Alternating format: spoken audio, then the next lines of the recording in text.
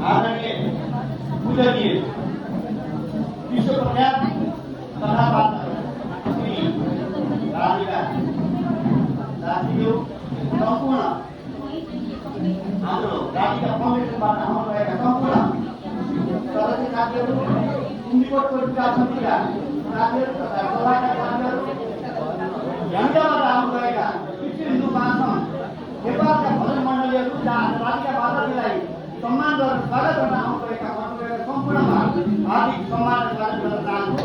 त्यसै कुम्भीकोट अन्तर्गत रहनुभएका भजन मण्डली, आमा समूह, समस्त यहाँ मन्दिरमा आउनुहुने भक्तजनहरूमा हार्दिक स्वागत तथा सम्मान गर्न चाहन्छु। विगतका दिनहरूमा विगत 8 वर्ष अगाडिदेखि तौलमा नै राधिका माताजी आएर यहाँ हेर्नुभएको थियो। वा यो तपाईँको कल्पना साकार भयो भने तपाईँले यहाँ मान्छे हाल्न सक्नुहुन्न भनेर भन्नुभएको आज हामीले 8 वर्ष पछाडि आएर यो दृश्य देख्न पायो र सुरुका दिनदेखि हामीलाई राधिका माताजीको अत्यन्त ठुलो सहयोग सद्भाव चाडको विकास हुनुको छ, काम के भइरहेको छ भनेर निकै चाहनुका साथ हिँडिरहनुहुन्छ र आजसम्म पनि उहाँले निरन्तर रूपमा उनीहरूलाई त्यत्तिकै माया मान्नु भएको छ। सम्पूर्ण उपस्थित भक्तजनहरूको तर्फबाट म आदरणीय राधिका माताजी र सम्पूर्ण राधिका फाउन्डेसनका सदस्यहरूलाई हार्दिक स्वागत र सम्मान गर्न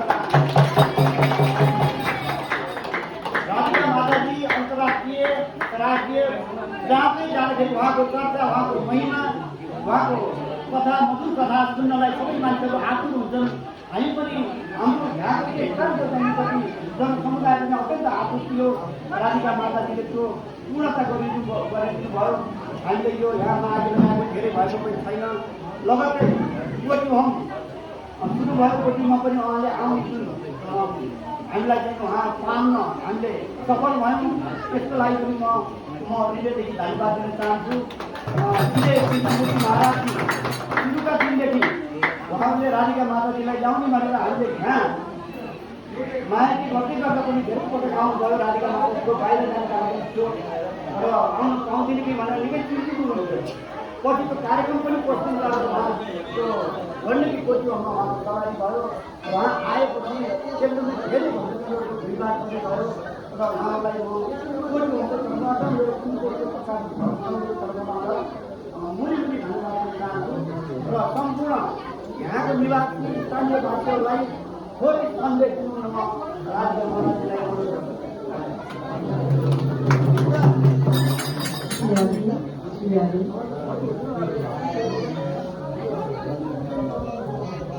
गंगा तरंगरमणीय जटा कलापम गौरी निरंतर विभूषितभागम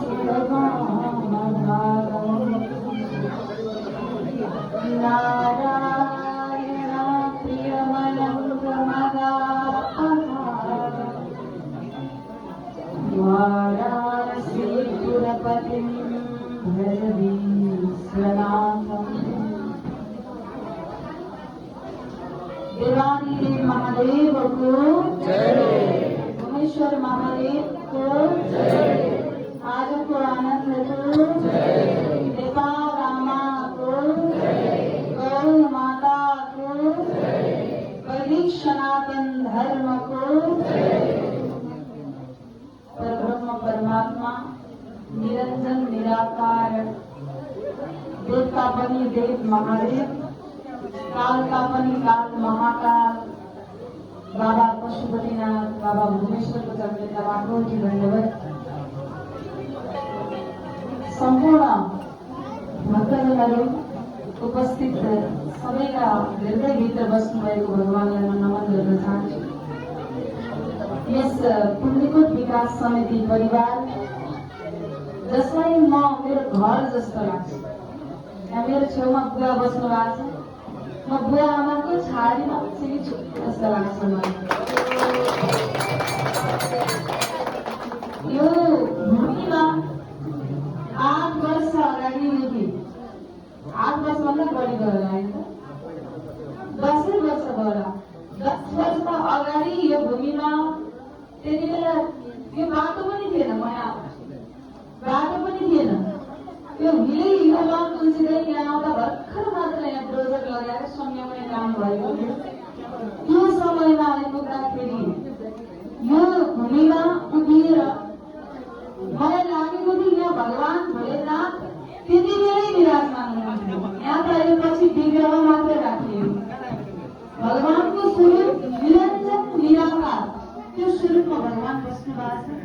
साक्षात भोलेनाथको यहाँ पदार्पण भएको छ। बाबा शम्भुनाथ बस्नुभएको छ र भूमिलाई परिकल्पना गरेर यस्तो बनाउँदै जुन परिकल्पना सुनाउनु भएको थियो त्यति बेला मैले त्यो बेला पनि भनेको थिएँ, यहाँ यति धेरै भक्तहरूको आगमन हुन्छ कि विश्वका व्यक्तिहरू आएर यहाँ नमन गर्ने र धन्यवाद गर्ने भूमि बन्दछ भनेको आज यो त अझै केही होइन, अति मान्छे आउँछ, अझै यहाँ भक्तहरूको आगमन हुन्छ। यो यस्तो पावन धारा पावन धरतीमा हामी आउन पायौँ, शुभारम्भदेखि जोडिन पाएका छौँ। कुन्तीकोटको भूमि मलाई मेरो घर जस्तो लाग्छ। यो ठाउँमा बार बार आइरहन मन लाग्छ, आउन पाइनँ भने फोन गरेर सोधिरहन मन लाग्छ। त्यो त्यस्तो भूमि हो। र गएको फागुन मासमा महाशिवरात्रिको पर्वको अवसरमा श्रीमद् भागवत कथा र शिव महिमाको दिव्य चर्चा हामीले यहाँ गर्ने अवसर प्राप्त गर्यौँ। बाबा भोलेनाथले कृपा गर्नुभएको छ। यहाँ जसले ध्यान गर्नुहुन्छ नि, त्यो ध्यान गर्ने व्यक्तिलाई यहाँ 0 डिग्रीको जो ध्यान हुन्छ त्यो प्राप्त गर्ने स्थान छ है। यो त्यो ध्यान गर्ने व्यक्तिले मात्रै महसुस गर्न सक्छ। यहाँ त्यो प्रकारको भाइब्रेसन छ र बाबा भोलेनाथको कृपा हजुरहरू सबैभरि यसै गरी शम्भुनाथको चरणमा स्थान प्राप्त गर्नुहोस्। भगवानले सधैँ हजुरहरूलाई भक्ति मार्गमा अगाडि बढ्ने प्रेरणा दिनुहोस्। हजुरहरूको प्रेम हेम्दादेखि आएर यहाँ भजन स्वागत गर्नुभएको छ, ठुलीगौडादेखि आएर यहाँ स्वागत गर्नुभएको छ। यहाँ पुन्तीकोटवासी पोखरावासी सब देखिरहेको छु, धेरै भक्तहरू बाहिरबाट पनि आउनु भएको छ, सबैलाई स्वागत छ। यो ठाउँको प्रचार यहाँबाट गएपछि हजुरहरूले पनि गर्नुहोस्, अरू भक्तहरूलाई पनि लिएर आउनुहोस्। यो ठाउँको खुब महिमा वर्णन गर्नुहोला। पावन क्षेत्र अस्तिमा स्याङ्जा जाँदै गर्दा नवग्रह मन्दिरको दर्शन गर्न जाँदै गर्दा पुण्यकोटको महादेव कहाँसम्म देखिनुहुन्छ भनेर हेरिरहेँ क्या म। जबसम्म स्याङ्जा टेक्यो तबसम्म देखिँदो रहेछ। कस्तो दिव्य स्थानमा बाबा भोलेनाथ बस्नु भएको रहेछ। म गदगद भएँ र फर्केर आउँदा पनि बाबा भोलेनाथलाई हेर्दै हेर्दै म तल झरेँ। हिजै आउने कार्यक्रम थियो, हिजो वर्षाको कारणले आज कोटी विश्रामको दिन छ। आज 31 गते त विश्राम गर्दै भोलि हामी यहाँबाट प्रस्थान गर्दैछौँ। हजुरहरू पनि यहाँ राधिका फाउन्डेसन लगायत श्री टेलिभिजन टिम सबै पाल्नु भएको छ। सम्भव राधिका फाउन्डेसन पनि आउनु होला। कुन्तीकोट परिवारलाई त म बोलाउँछु नै गर्छु। अगाडि मेरो आवाज सुन्दै हुनुहुन्छ, हजुरहरू पनि पाल्नु होला। र यो भूमिको महिमा जान्नुहुन्छ, गर्दै जानुहोला।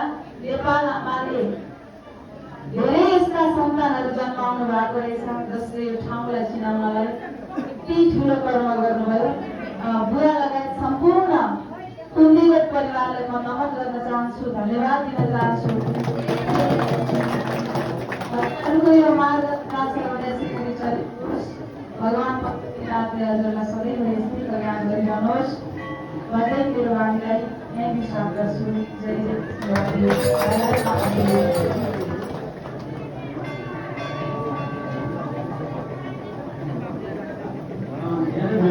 धन्यवाद तथा आभार व्यक्त लागि ज्ञापन गरिदिनुमा कार्यसमिति सदस्य श्री केवल बराज्यूलाई माथि गर्नु।